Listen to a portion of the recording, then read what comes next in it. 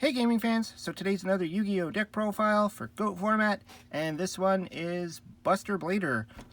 Well, it's Buster Blader and Dark Magician actually, but you know, I just decided, hey, let's just talk about Buster Blader, because that's a monster that you don't really see too often in GOAT format, at least I don't anyways. Yeah, this deck is just one I started playing around with. It's not 100% complete, so any suggestions you have or ideas, I'm always welcome to hear them. So let's go to the monsters here. So we got 3 of the skilled white magician. So that's pretty much your way to get your Buster Blader out onto the field. So every time a spell card is activated, you place a spell counter on this card. So that means even your opponent's spell cards. And then you contribute him with 3 counters on it to special summon Buster Blader from your deck, hand, deck, or graveyard. So this is going to be your main card to get him out. So hopefully you're going to get him out on like turn 1 or 2 if you draw this card. So that's the game plan anyways. Then we have his skilled older brother, skilled dark magician, with a, he's skilled white magician has a 1700 attack, and skilled dark magician has the 1900 attack. He's essentially the same card, except he pulls out Dark Magician, not Buster Blader. So the good thing about this deck is that you are playing 6 cards that are relatively high attack point monsters, so you'll always have some beaters on the field, even if you're not using their effects.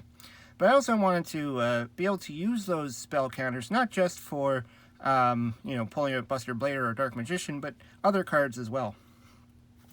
And because we are playing a deck that uses spell counters, I put in the Apprentice Magician, 2 of those. So when this card is summoned, you place a spell counter on a face-up card that you can place a spell counter on. And then when this card is destroyed by battle, you get to special summon a level 2 or lower spellcaster type monster from your deck and face down defense position. So, you get 2 uses out of this little guy. He's 1400, and it's it's an okay card. It's a good card to set as well. Then we have, for targets for the Apprentice Magician, we have Old Vindictive Magician, which is pretty much just flips over and destroys a monster on the field, and 1 Magician of Faith. So again, you don't flip her up, and then you get to add a spell card from your graveyard to your hand. Originally, I was playing more of these cards, but I mean, due to space, I just kind of cut back on just having 2, but you can always work around with the ratios. Then I wanted to add another card that can deal with spell counters, and this one's Royal Magical Library. People usually use this card in like the OTK builds for like Exodia and all that stuff, or Library OTK or whatever they call it. But I just felt that it's 2000 defense wall that can sit there and kind of generate counters, and you can eventually draw cards with it, or just use the counters for other cards. Then of course we have to have Breaker in here. The best monster in the deck to utilize is the the spell counters, because not only do they allow him to destroy a spell or a trap, but they also increase his attack. So if you can manage to put more spell counters on this guy, he gets bigger. And then our 2 key monsters, I'm playing 1 of each. This was another decision that was hard to make, if I should be playing multiples, if I should be playing 2 of each, or just 2 Buster Blader, 1 Dark Magician, or me even going all out in 3, but I was worried about clogging up the hand, so I just went with 1 Buster Blader and 1 Dark Magician for now. I mean, the idea is that skilled Dark and skilled White Magician can summon them from the graveyard as well, so you really only need 1 copy, unless of course it gets banished, then you're in trouble. And then because we are playing a ton of Light and Darks, why not play Black Luster Soldier, Envoy at the beginning, staple Chaos card if you're playing Lights and Darks. And then 1 Toon Gemini Elf, because we are playing Toon Table of Contents in this deck. So this is like your 4th target essentially. When you play your Toon Table of Contents, you're going to hopefully be able to grab this one. I was contemplating a lot on playing Toon World itself, because it is a spell card, and it would be a dead draw and it would be a useless card.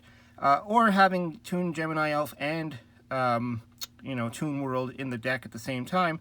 So just for those surprise plays where you can actually make her attack directly. Because she's actually pretty good. I mean, she can't attack the turn they come into play, but on your next turn, if you have Toon World out, you can make a direct attack, and then one random card is pulled out of your opponent's hand. So I mean, that's a pretty good effect. So for the spells, we are playing 3 Toon Table of Contents. So this is your best opening move if you draw into either a skilled Dark Magician or a skilled White Magician. You play your Toon Table of Contents to go into the other Toon Table of Contents. Then you play that Toon Table to go into the other one. And now you have 3 spell counters on your card, which you can now tribute them off to summon either Buster Blader or Dark Magician. And then, of course, your last card you would search out would be Toon Gemini Elf. Now, there is problems with this deck in that if you do draw 2 Toon Tables in your opening hand, or if you draw your Toon Gemini Elf, you're not going to have any targets. So that's why I was thinking of bumping up more Toon cards in this deck. But let me know what you think in the comments below. Or just get rid of this concept altogether, I don't know. So Pot of Greed, Graceful Charity, really standard cards for drawing, draw 2, draw 3.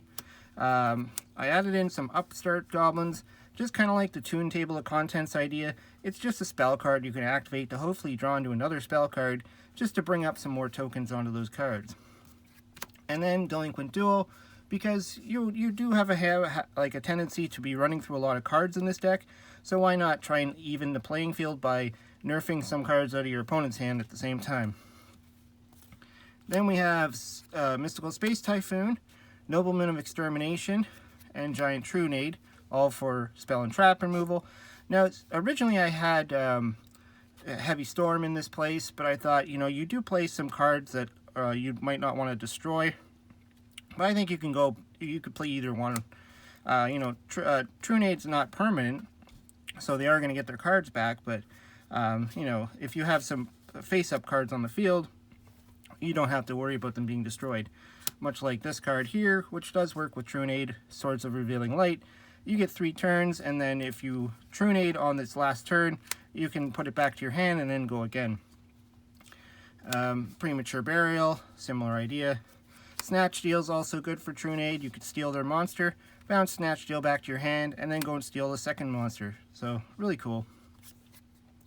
And then Lightning Vortex, because I figured, you might end up with your opponent's field getting a little bit big if you're holding out, drawing cards. So why not have a card that will wipe out your opponent's monsters and allow you to pitch if you draw into your Dark Magician or your Buster Blader, you can just pitch them for Lightning Vortex.